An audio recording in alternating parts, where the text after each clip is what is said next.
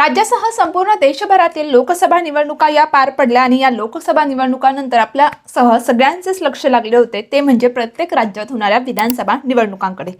अखेर आपण ज्या क्षणाची वाट बघत होतो, ज्या क्षणाची प्रतीक्षा करत होतो, तो क्षण आता जवळ येऊ लागला आहे। राज्यातील विधानसभा निवडणुकांचं बिगुल हे वाजलं आहे। मंगळवारी केंद्रीय निवडणूक आयोगाने पत्रकार परिषद घेतली आणि या पत्रकार परिषदेमध्ये महाराष्ट्र राज्यातील विधानसभा निवडणुकांच्या तारखा या जाहीर केल्या आहेत।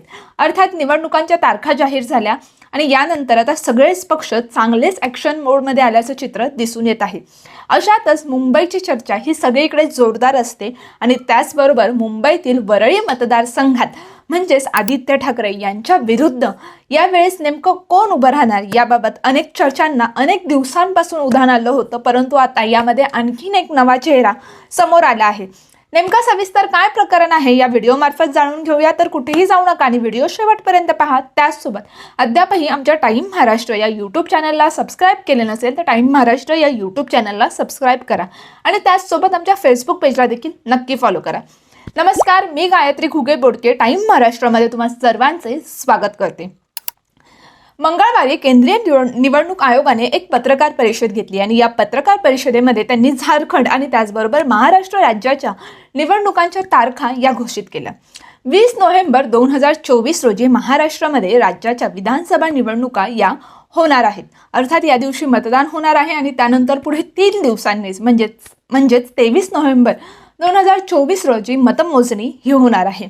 अखेर मतमोजणी आणि मतदान याची तारीख तर समोर आली, परंतु याच पार्श्वभूमीवर गेल्या अनेक दिवसांपासून राजकीय नेते म्हणा किंवा पक्ष हे ॲक्शन मोडमध्ये आलेच होते, परंतु आता पुन्हा एकदा चांगलेच ॲक्शन मोडमध्ये हे आले आहेत।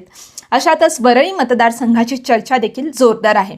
गेल्या अनेक दिवसांपासून वरळी मतदारसंघाची चर्चा होती आणि यामध्ये आदित्य ठाकरे यांच्या विरुद्ध मनसेचा नेमका कोणता नेता उभा राहणार याबाबत चर्चा होता, परंतु आता महायुतीकडून देखील याबाबतची मोठी अपडेट म्हणता येणार नाही, परंतु अनेक चर्चांना उधाण आलं आहे। 2019च्या विधानसभा निवडणुकांमध्ये शिवसेना उद्धव बाळासाहेब ठाकरे गटाचे नेते आदित्य ठाकरे हे खूप मोठ्या मताधिक्याने तिथे वरळी मतदारसंघात जिंकून आले। वरळी मतदारसंघाचे ते आमदार होते, परंतु शिवसेनेमध्ये फूट पडली आणि त्यानंतर शिवसेनेचे 2 गट तयार झाले। एक म्हणजे शिंदे गट आणि दुसरा म्हणजे ठाकरे गट। त्यानंतर ठाकरे गटाचा दबदबा हा वरळी मतदारसंघात काहीसा कमी झाल्याचं चित्र दिसून येत होतं। त्यामुळे आता या पुढील आगामी निवडणुकांमध्ये नेमकं काय होणार अशा चर्चा चालू असतानाच आता मोठी अपडेट समोर आली आहे, ती म्हणजे मनसेसह महायुतीचा उमेदवार देखील यंदाच्या निवडणुकांमध्ये आदित्य ठाकरे यांच्या समोर उभा राहणार आहे। आता जर का आपण मनसेबाबत बघायचं झालं तर मनसेमध्ये वरळी मतदारसंघातून अमित ठाकरे यांचं नाव जोरदार चर्चेत होतं, परंतु अशातच जर का अमित ठाकरेंबद्दल बोलायचे झालं तर अमित ठाकरे हे महाराष्ट्र नवनिर्माण सेनेचे अध्यक्ष राज ठाकरे यांचे सुपुत्र आहेत।